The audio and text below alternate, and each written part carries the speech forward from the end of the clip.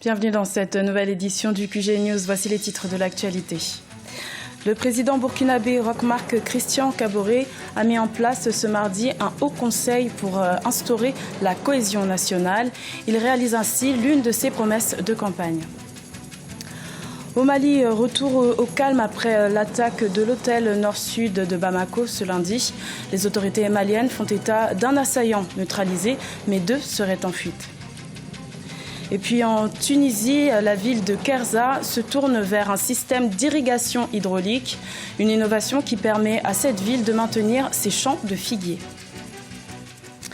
Mais tout d'abord, en Ouganda, l'opposant Kizza Besigye, arrivé deuxième à l'élection présidentielle du 18 février 2016, reste assigné à résidence. La Haute Cour de justice devait se prononcer sur son cas ce mardi, mais l'audience a été annulée et l'étude de son dossier est reportée au 5 mai à la demande du parquet.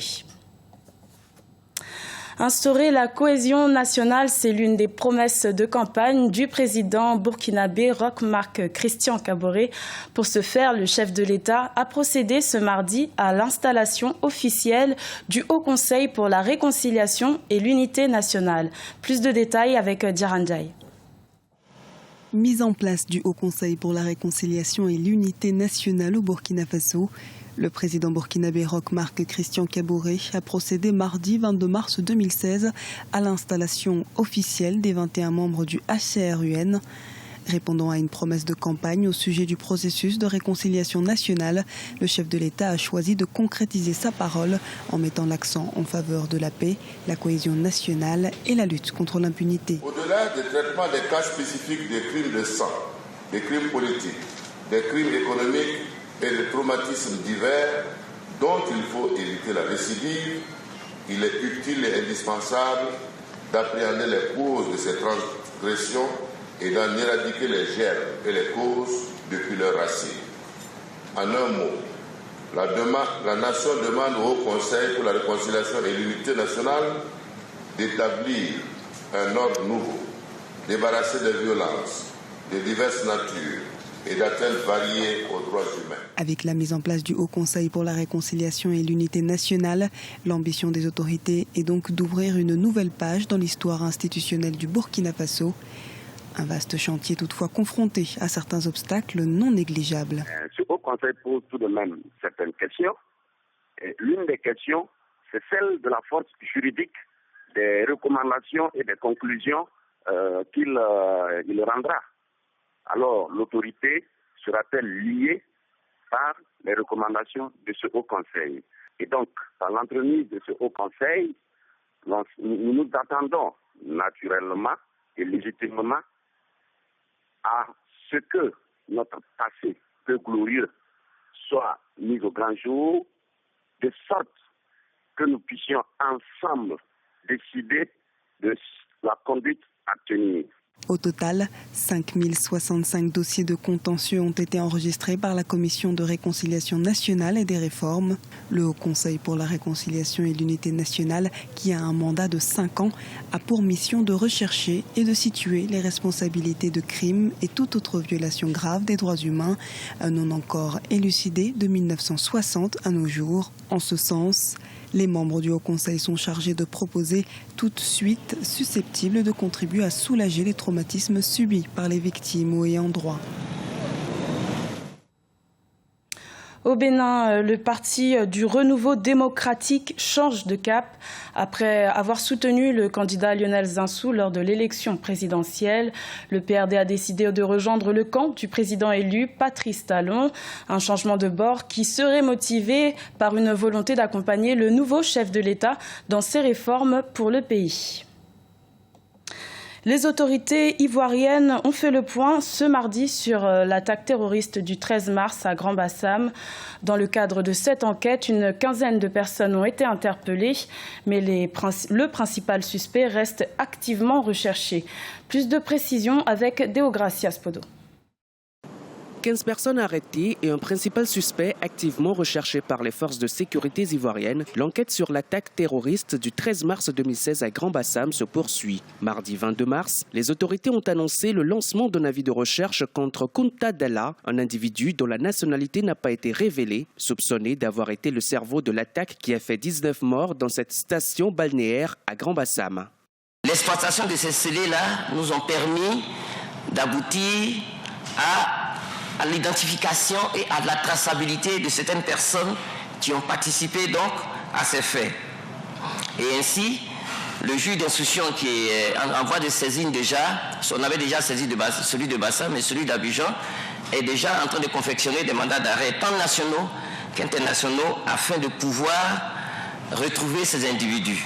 Au lendemain de l'attaque, les autorités ivoiriennes ont bénéficié de l'appui technique de plusieurs pays pour mener à bien l'enquête qui a été ouverte. Plusieurs mesures sont annoncées, parmi elles, le contrôle strict de la détention de documents légaux de voyage pour toute personne voulant venir en Côte d'Ivoire. À partir de maintenant, la Côte d'Ivoire ne laissera personne rentrer sur son territoire qui n'ait pas un document d'identité fiable, un passeport sécurisé biométrique ou une carte d'identité biométrique. C'est la première fois que la Côte d'Ivoire est victime d'un attentat de ce type. En attendant les conclusions de l'enquête, le pays, toujours sous la menace de groupes terroristes, a renforcé ses mesures de sécurité. Les événements du 13 mars ont été revendiqués par Al-Qaïda au Maghreb islamique.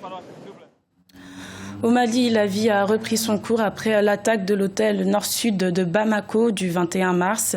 Le directeur général de la police malienne s'est exprimé devant la presse concernant les premiers éléments de l'enquête. Un assaillant a été neutralisé et 2 autres seraient en fuite. Un reportage de notre correspondant au Mali, Mokhtar Bari, commenté par Anne-Marie Diaz-Borges.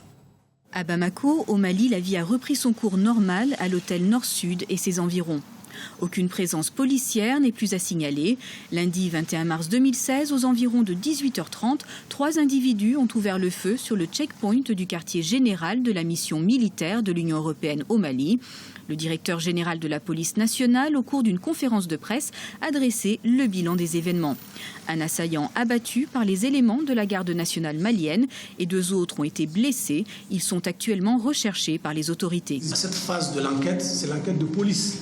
Et en tant qu'OPJ, nous cherchons les auteurs et les indices pour les lier à l'auteur présumé. Donc quelques indices parce que notre police scientifique est arrivée sur les lieux, elle a fait des prélèvements, on continue. Une arme qui a été utilisée, une arme qui porte un numéro, donc nous sommes en train d'analyser tout ça. Et nous constatons qu'il y avait un quand même qui semble drogué. J'allais dire, mais il est même drogué.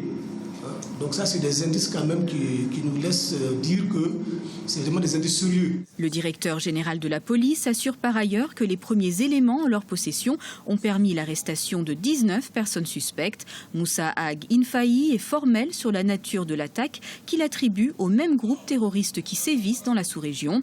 Cependant, les contrôles et ratissages n'ont pas encore permis de retrouver les 2 fugitifs lourdement armés. Nous sommes maintenant dans une guerre asymétrique où les individus, nous avons des frontières poreuses, quelle que soit notre volonté, notre dispositif.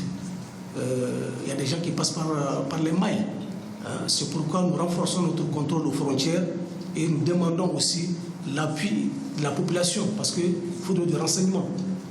Ces personnes, elles ont vécu à Bamako, elles sont rentrées. Quelqu'un aurait dû les rencontrer quelque part, donc il aurait dû associer la police. Donc c'est là que nous lançons un appel à la population pour qu'elle participe à l'information des forces de sécurité. Les événements du 21 mars viennent rappeler la nécessité de rester vigilant face au fléau du terrorisme dans la zone sahélo-saharienne. Cette attaque n'a pas surpris les forces de sécurité qui, selon le directeur général de la police, étaient en alerte, ce qui, selon lui, aurait permis de limiter les dégâts. En Tunisie, la ville de Kersa est réputée pour ses champs de figuiers, mais elle est confrontée à un manque d'eau. Pour répondre à cette problématique, des ingénieurs ont mis en place un mécanisme d'irrigation, une solution hydraulique qui améliore les performances économiques de la ville. Oumou Kalsoumba. Wideb Bougrine est ingénieur en hydraulique. Elle regarde fièrement les champs de figuiers entourant son village natal de Kersa en Tunisie. Kersa est connue pour la qualité de ses figues. Cependant, les champs de la ville manquent d'eau. Pour faire face à ce déficit, les autorités ont mis en place un vaste système d'irrigation.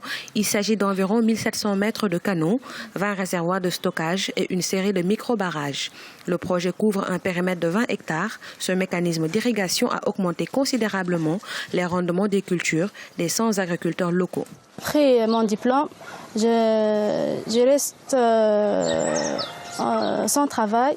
Puis, en août 2013, j'ai contacté l'équipe de projet. Ce nouveau système d'irrigation contribue à une meilleure gestion des ressources hydriques de la ville de Kersa.